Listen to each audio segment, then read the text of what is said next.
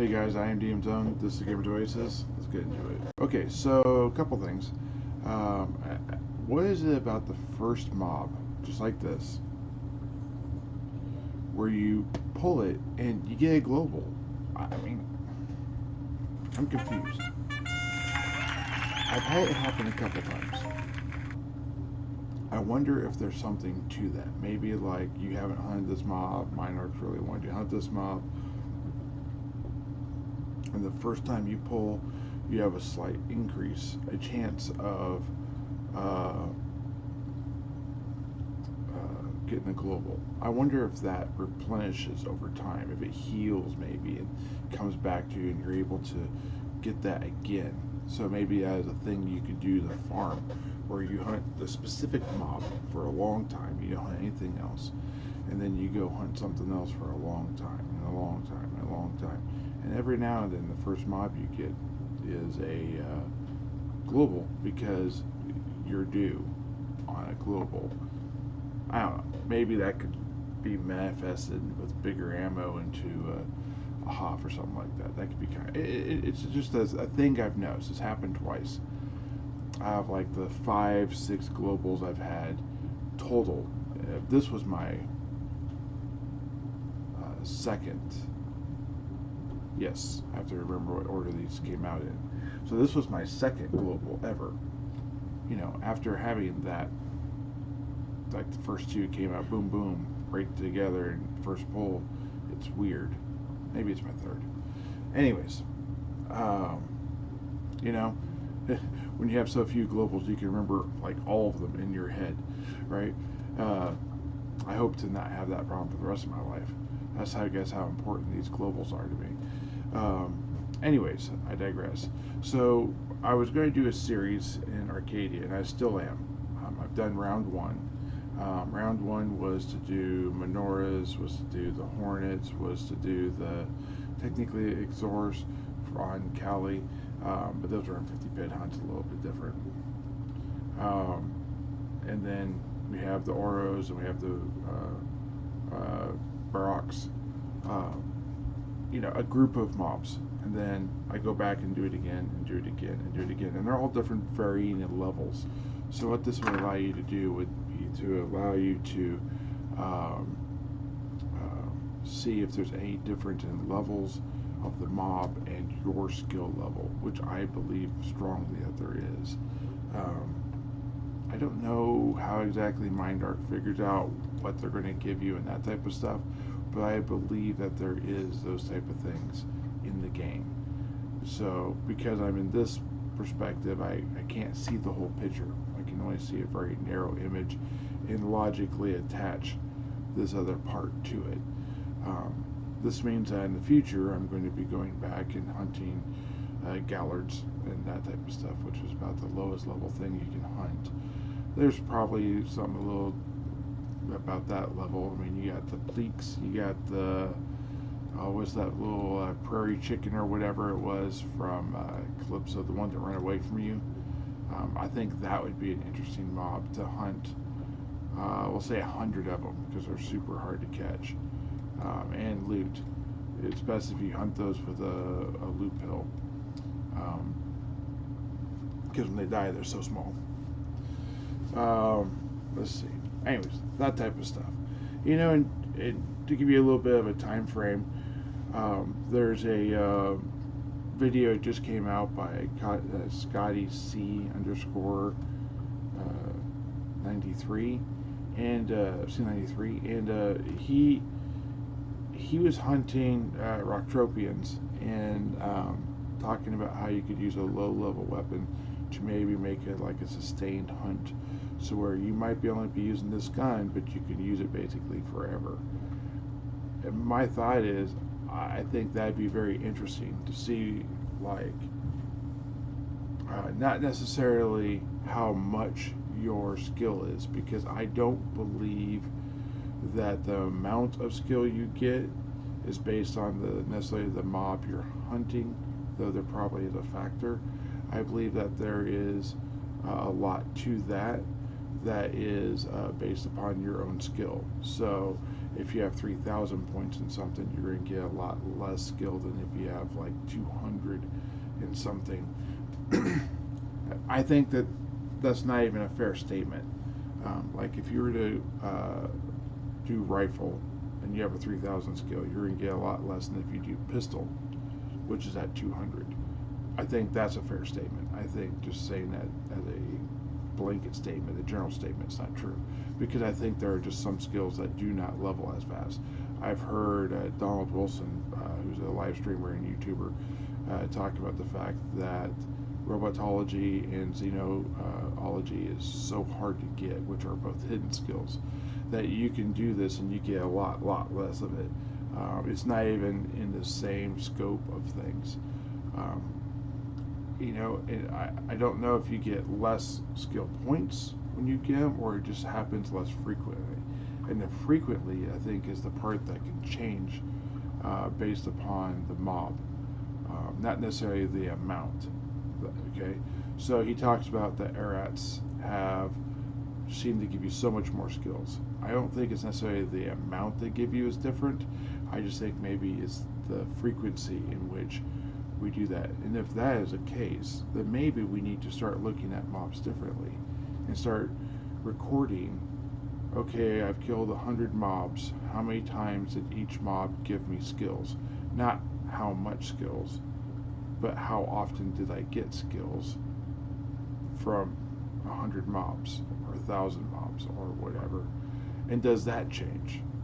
Does me being at a 200 skill pistol change when I get the 3,000 pistol? Do I still get the skills at the same frequency? Because I know I'm not going to get the same amount, but I'm going to get the same frequency. Then maybe targeting mobs that have a higher frequency might be better than mobs that have a lower frequency. And then I think a nice comparison to that, not to get too far off into the weeds and way down the future, is to then make a category of the best frequency skills, and then the best average drop, and then see where you have your overlaps, and see if any of your high frequency skill mobs actually have the super uber rare drops, like shot pads, or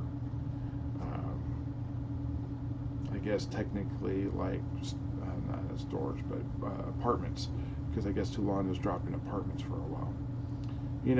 That type of, I don't know if they still are, but that type of stuff, like the unlimited weapons, the limited weapons, those type of, the ones that you actually could use limited weapons, and then see if there's any overlap. And then that would be the mob you want to target. You always hear about like Stevie B, I guess I'm name dropping everyone today, talk about you want to hunt markup. Same thing with Serial Overdrive, since we're naming names.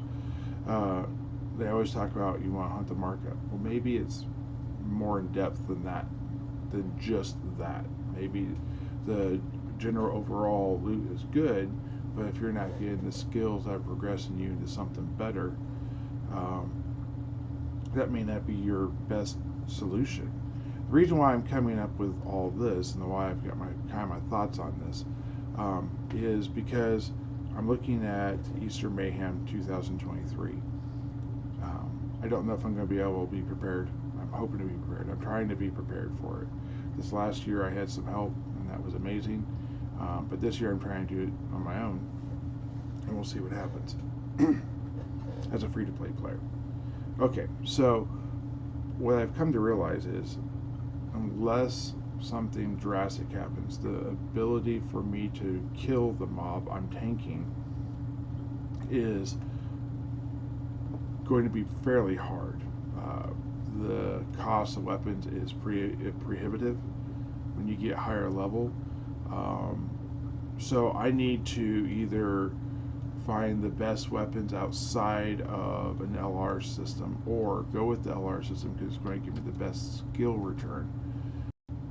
Okay, guys, so I got a little bit rambly there. What I'm trying to get at is I feel like that even if I had a 34 laser and I had the weapon I wanted to use, or even if I went with a 35 and I went with an LR30, I feel like I wouldn't be killing the mobs at the speed in which I want to kill them with the armor I could potentially be wearing.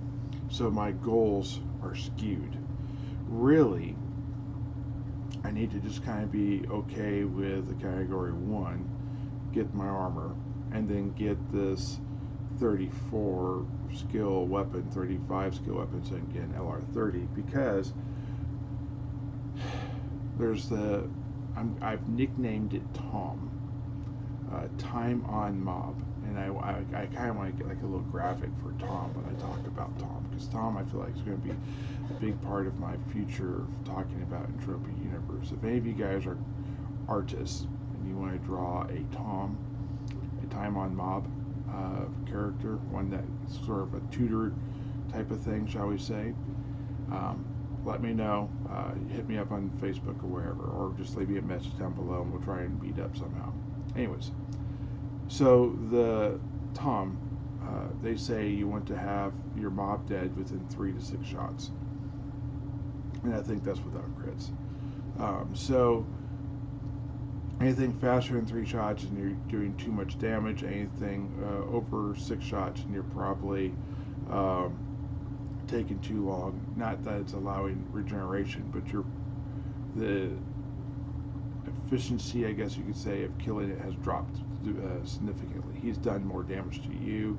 You've probably had to heal. You will have to heal if you haven't. So that's really where it is. It's not necessarily that his heal rate, which I've always thought was a little silly when I've heard people say it, on most mobs, is going to be so great that it's going to cause you problems. Is that he's doing other things to you. He's doing more damage to you, and that's the part that quickly disparages you from that. And I'm going to do a test on this too eventually. Again, still kind of talking about Mayhem, but it's kind of been a major focus of my life, and this is a vlog, so this is the reason why I made this, was to kind of like let you know where my mind is with all these things. I need to get back to Arcadia. You'll see I'm off Arcadia right this minute. I can't do any fruit hunting, and it's bothering me. All I do every day, all day, is sweat. I just sweat. I have a guy who buys sweat, which is great, but I think I need a little diversity. So I think I'm going to sell this last little group of sweat I have here, do a hunt with a very specific weapon, so look for that one later when I hunt some Tide Claws. And then not for the mission, but for just hunting Tide Claws for the bone and meat. And yeah, and I'm going to go back and do some stuff on Arcadia for a little bit, and go that way. Oh, I got a Father's Day gift. It's a DM Zone cup. My wife had it commissioned, I guess you could say, from a person locally who does these things. I don't know how I feel with all the dice on top, but yeah, it's got ice in it right now. No water. But anyways, pretty cool thing, very tall. Still got my other one though. This is my favorite. Okay guys, so thanks for watching this video. I know it's kind of a quicker one. This Oreo hunt, for whatever reason, was shorter. Look for the next one to be something a little bit different. I'm going to be throwing in some mission ones here in a little bit, and I'm going to be doing more of the Where Are They Entropia. So if you want to see more content like what we've been doing already so far, go ahead and hit that subscribe button. If you want to show your appreciation for this video, just go ahead and hit that like button. Thank you, I appreciate it, and you guys have a great day. Keep her in that bed.